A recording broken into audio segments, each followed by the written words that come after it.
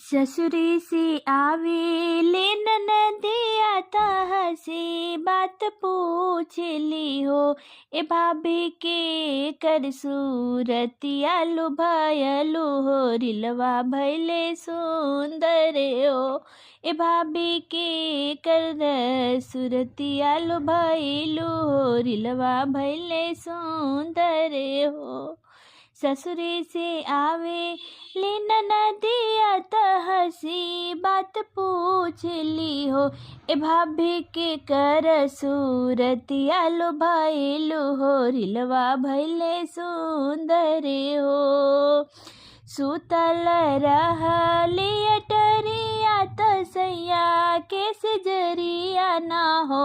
ए ननदो सपना में अइले ननदोइया हो, रिलवा बड़ा सुंदर हो। ए ननदो सपना में अइले ननदोइया हो, रिलवा बड़ा सुंदर हो। सुतल रहली अटरिया तसैया के सजरिया ना हो।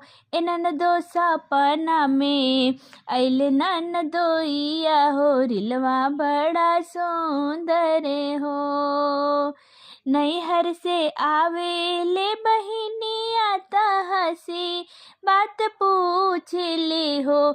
ए दीदी के कर पड़ल ई पर छैया हो, रिलवा बड़ा सुंदर हो।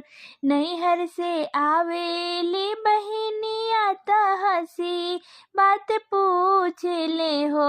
ए दीदी के कर पड़ल पर छैया हो, रिलवा बड़ा सुंदर हो।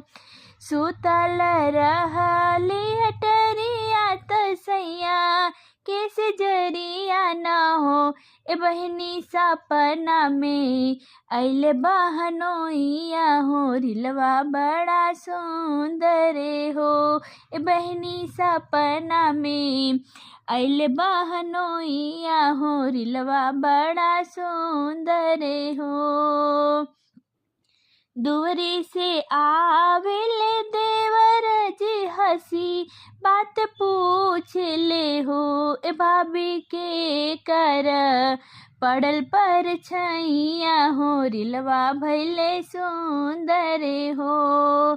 दूरी से आवेले देवर जी हंसी बात पूछ ले हो।